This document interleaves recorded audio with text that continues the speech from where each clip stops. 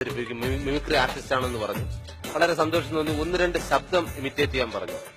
ഇത്രയും ditto voice ഈ അടുത്ത സമയത്തൊന്നും ഞാൻ കേട്ടിട്ടില്ല. അപ്പൊ അത് നമുക്ക് ഒരുമിച്ച് കേൾക്കാം. ആദ്യം നമ്മുടെ അജു വർഗീസിന്റെ ശബ്ദം. ഓക്കെ, കറക്റ്റ് ആണെങ്കിൽ കൈയടിക്കണം. എന്റെ പൊന്നു മാമച്ചനോട് ഞാനൊരു നേരെ നോക്കിപ്പെട്ട തവണ പറഞ്ഞില്ലേ, ആവശ്യമില്ലാത്ത പണിക്ക് പോകരുത് എന്ന്. അതെ, ഇത് ഞാൻ ഗോവയ്ക്ക് പോകാൻ വേണ്ടി വെച്ചിരിക്കുന്ന കാശ. ഇവിടത്തേന്ന് ഞാനൊരു 10 പൈസ തരൂല മോനെ. ബ്ലഡി ഫുൾ ഡിറ്റോ വോയിസ് അല്ലേ? ഇനി അടുത്തത് ധർമ്മജന്റെ വോയിസ് ആരും ചെയ്തിട്ടില്ല. ധർമ്മജന്റെ വോയിസ് വെറൈറ്റി ഇതാണ്.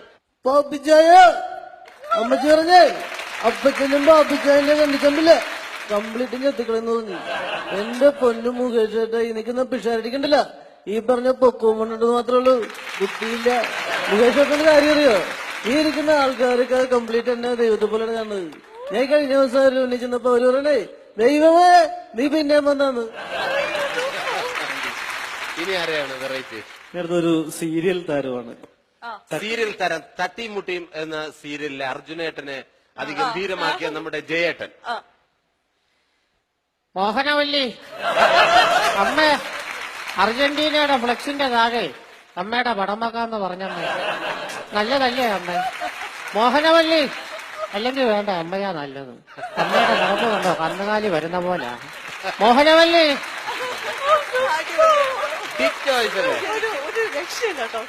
ഇനിയുണ്ട്. അടുത്തതാ പ്രേമം സിനിമയിലെ Vimal sir, Vinay fort. Java സിമ്പിളാണ്, പവർഫുൾ. ജാവ ഭയങ്കര പവർഫുൾ ആണ് അല്ലെ? മനസ്സിലാവുന്നുണ്ടോ? മനസ്സിലായില്ലെങ്കിൽ പറയണം. ഇത് റോബസ്റ്റ പഴമല്ല. റോബസ്റ്റ നമ്മൾ 21ാമത്തെ ടെസ്റ്റ് വീക്കിലുണ്ട്. കൂടുതലായിട്ട് എനിക്കൊന്നും മനസ്സിലാവുന്നില്ല. നമുക്ക് ആ ടോപ്പിക്ക് വിടാം. ഓക്കെ, അടുത്തത് ഈ ചാന്ത് പൊട്ടുന്ന സിനിമയിലെ ഇന്ദ്രജിത്ത്, കൊമ്പൻ കുമാരൻ എന്ന ക്യാരക്ടർ. തനിക്കെന്നെ മനസ്സിലായ? എങ്ങനെ മനസ്സിലാകാന്?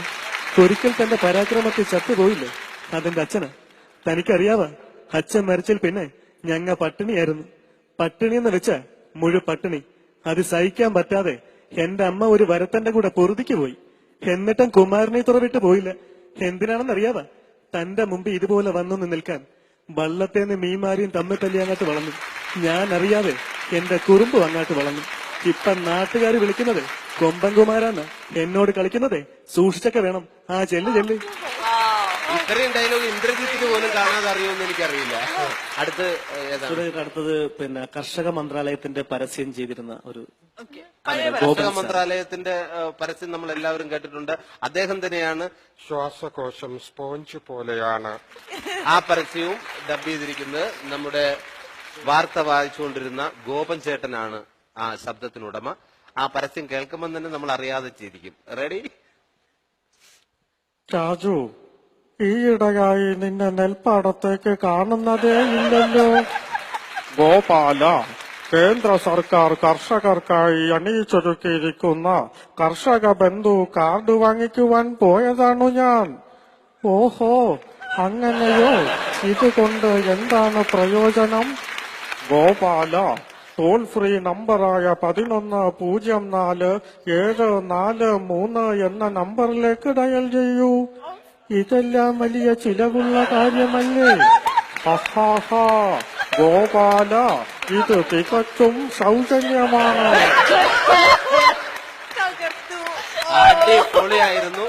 ഞാൻ ഈ 2016 ആദ്യമായിട്ട് കണ്ട ഒരു മിമിക്രി പ്രകടനമായിരുന്നു. രഞ്ജിത്തിനപ്പം നല്ലൊരു കൈയടി.